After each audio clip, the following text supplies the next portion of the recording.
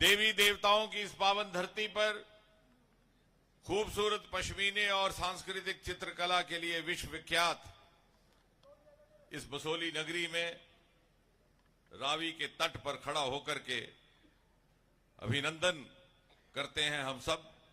भारत सरकार के तेजस्वी रक्षा मंत्री, पूर्व में रहे भारतीय जनता पार्टी के राष्ट्रीय अध्यक्ष, पूर्व में रहे भारत सरकार के गृह मंत्री और पूर्व में रहे उत्तर प्रदेश के मुख्यमंत्री और हम सब के हृदय सम्राट, इस क्षेत्र से भली भांति परिचित परमादरणीय राजनाथ सिंह जी का। मान्यवर, यहां के लोगों को आपके साथ एक विशेष लगाव है। ये सदा आपके दर्शन के अभिलाषी रहते हैं और सदा आपके स्नेह और आपके प्रेम के मुंतजर। और इसका यह भी कारण है कि आपने भी हमेशा इनको एक खास तवज्जो दी है। सरकार बनने से पहले जब आप पार्टी के राष्ट्रीय अध्यक्ष थे, तब भी आपका बार बार यहां आना होता था। कोई ऐसा कार्यकर्ता नहीं जिसको आप व्यक्तिगत तौर पर जानते ना हो, जिसकी सुध बुध ना लेते हो। उसके उपरांत जब भारतीय जनता पार्टी की ओर से जम्मू कश्मीर की चिंता के लिए एक विशेष सांसदों का दल बना, लगभग सन 2011 में, उसके भी मुखिया आप थे। कई दिनों तक आपने इस प्रदेश का विस्तृत प्रवास किया और हम में से कुछ एक कार्यकर्ताओं को आपसे साथ रहने के लिए रह करके बहुत कुछ सीखने को भी मिला। अभी हाल ही में जब आप गृह मंत्री थे तो पहली बार सीमावर्ती क्षेत्र के लोगों की चिंता का काम हुआ। उससे पहले आए दिन गोलीबारी हुआ करती थी, हमारे जवानों के सिर काट लिए जाते थे, इस तरफ से कोई जवाबी कार्रवाई ना होती। जो वहां से उखड़ जाते हमारे भाई बहन, तो शरण लेने के लिए कहां जाना है उन्हें मालूम ना होता। कभी किसी पंचायत घर में, कभी किसी स्कूल में, कभी किसी रिश्तेदार के घर में। आपने गृह मंत्री के रूप में प्रत्येक घर में फैमिली बंपर बनाए। मुझे याद है जब बंकर बनाने का प्रस्ताव आपके आगे रखा गया तो आरंभ में कम्युनिटी बंपर थे, लेकिन जब वहां के लोगों ने आग्रह किया कि नहीं, हर परिवार के लिए हो, तो आपने एक विशेष उसमें हस्तक्षेप करके विशेष एलोकेशन दे करके प्रत्येक परिवार के लिए एक आला किस्म के फैमिली बंकर बनाए।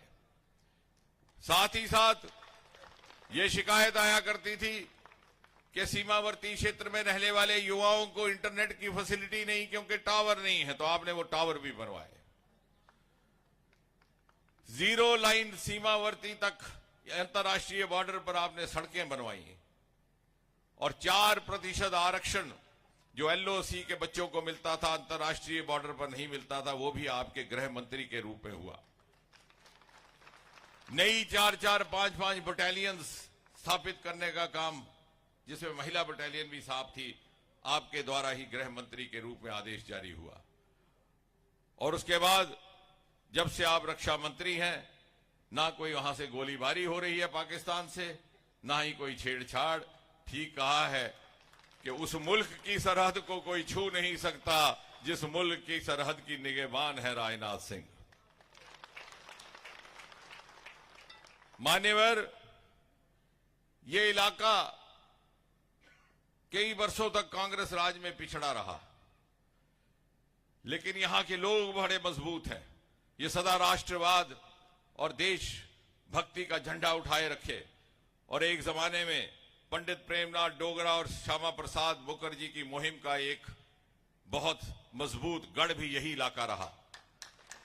और शायद यही कारण था कि 50-60 वर्ष तक कांग्रेस और उसके सहयोगी दलों की सरकारों ने जानबूझ करके इस क्षेत्र की उपेक्षा की।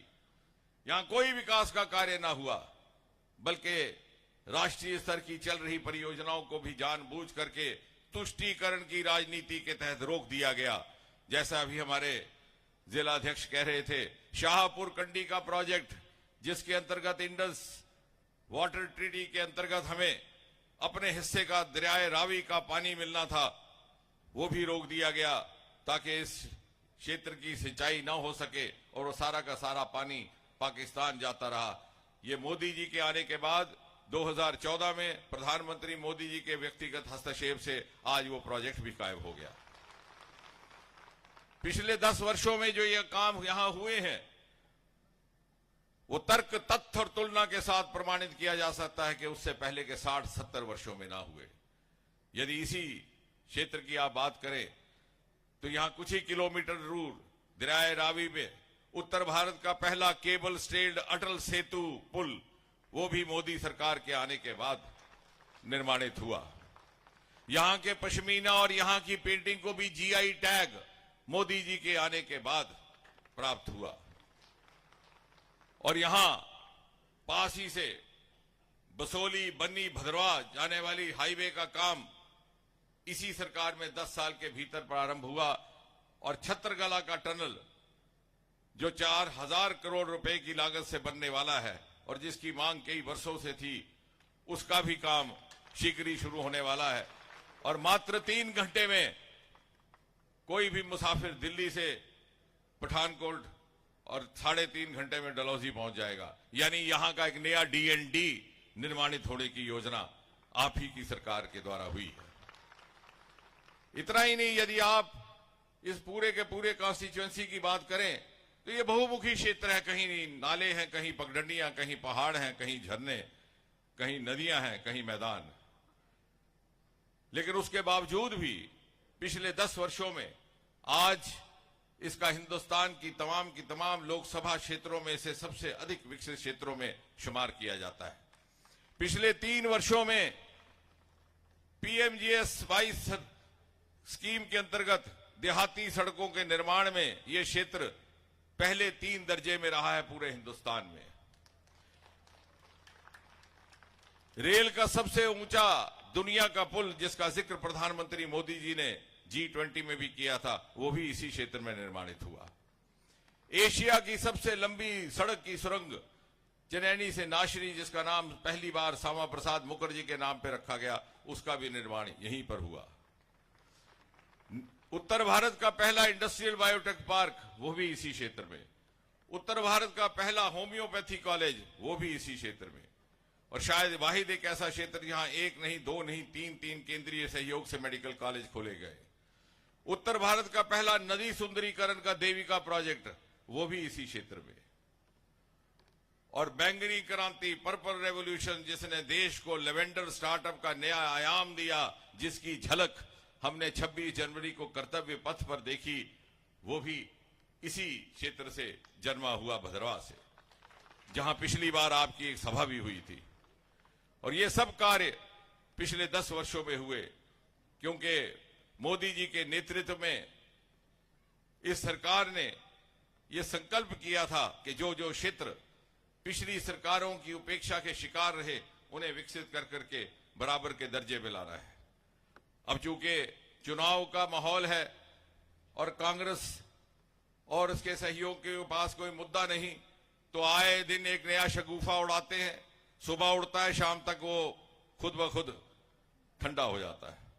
अब 2-1 दिन से ये कहा गया, क्योंकि आपने गृह मंत्री के रूप में जितनी चिंता विस्थापित समाज की है माननीय राजनाथ सिंह जी, इतनी पहले ना हुई थी। चाहे वो पाकिस्तान अधिकृत जम्मू कश्मीर से आए हुए विस्थापित थे, चाहे वो पाकिस्तान के शरणार्थी थे, चाहे वो कश्मीरी पंडित विस्थापित थे। और 2-1 दिन से ये शगुफा उड़ा कि मोदी सरकार तो अब उनकी जमीनें ही ले जाएगी। और शगुफा उड़ाने वाले कौन महानुभाव, जिन्होंने गरीबों की जमीनें हड़पी हुई हैं, अभी तक केस चल रहे हैं। मैं माननीय रक्षा मंत्री जी को साक्षी मान करके ये बात कहना चाह रहा हूं कि 254C सेक्शन जिसको लेकर के ये अफवाहें उड़ा जा रही हैं, उसमें कोई तथ्य नहीं है। कोई भी ऐसा निर्णय मोदी सरकार के होते नहीं लिया जाएगा जिससे किसी भी वर्ग के हित को नुकसान पहुंचता हो। बल्कि आज से 6 महीने पहले जब जम्मू कश्मीर, पाक अधिकृत जम्मू कश्मीर के कुछ प्रतिनिधि सरकार के अधिकारियों से मिले थे तो उस समय के चीफ सेक्रेटरी की ओर से ये आश्वासन भी दिया गया था और अखबारों में भी छपा कि 2054C को रिव्यू किया जाएगा। वो अभी भी रिव्यू के अंतर्गत है, इसमें कोई तथ्य नहीं, बल्कि इसके विपरीत यहां हमारी डीडीसी की मेंबर बैठी हैं कीड़ियां गंडियाल की, ये प्रतीक है मोदी जी के संकल्प का। मात्र 2000 आबादी है उस क्षेत्र की, जिसमें से 1000 आबादी है पाक अधिकृत जम्मू कश्मीर के आए हुए लोगों की। 70 साल से उनकी मांग थी कि वहां एक पुल निर्माणित हो, क्योंकि एक विडंबना थी, जम्मू कश्मीर से पंजाब होकर के कीड़ियां गंडियाल जाना पड़ता था। 70 साल तक कांग्रेस की सरकारों ने उस पुल के निर्माण की कल्पना नहीं की, क्योंकि उनको लगता था कि 2000 की पंचायतों के लिए इतना महंगा पुल उनके वोट बैंक में के अंतर्गत उस राजनीति में शामिल नहीं था। मोदी जी के आने के बाद 150 करोड़ का पुल बनाया गया मात्र 2000 आबादी के लिए, जिसमें से 1000 आबादी है पाक अधिकृत जम्मू कश्मीर के विस्थापितों की। जो सरकार इतनी संवेदनशीलता के साथ हर वर्ग तक पहुंच सकती है, वोट की राजनीति से ऊपर, भला उसको कैसे इस बात का आरोप लगाया जा सकता है कि वो इन विस्थापित भाइयों की जमीनें ले जाएगी। और इसलिए मेरा आपसे ये कहना है कि आप बिना इन अफवाहों में आए हुए, क्योंकि इनके पास कोई मुद्दा नहीं है, ये इस तरह की बातें कर रहे, आप 19 अप्रैल को, क्योंकि देश मन बना चुका है कि 400 पार से फिर से एक बार मोदी जी प्रधानमंत्री रहेंगे और तीसरी बार ये सरकार बनेगी। और आज मान्यवर जब इतनी भारी संख्या में इस छोटे से कस्बे में इतना जनसमूह इकट्ठा हुआ है, तो ये हुआ है इकट्ठा फिर से एक बार ये संकल्प दोहराने को कि मोदी जी के नेतृत्व में विकसित भारत की इस विकास यात्रा में बसोली जैसा एक छोटा कस्बा बिशाना बिशाना शामिल है। और सन 2047 में जब आजाद हिंदुस्तान अपनी 100वीं सालगिरह मनाएगा और शताब्दी पर्व मनाया जाएगा, तो उस शताब्दी पर्व के शताब्दी भारत के निर्माण में कहीं ना कहीं कुछ ना कुछ योगदान इस बसोली नगरी का भी रहेगा।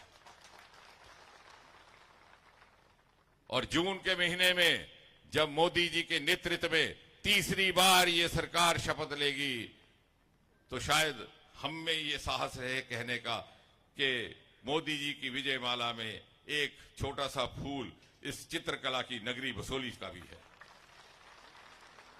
ये सब लोग, माननीय राजनाथ जी सुबह से बैठे, आपके दर्शन को व्याकुल, आपके बोल सुनने को बेचैन। मुझे कोई अधिकार नहीं मैं यहां खड़ा रहूं।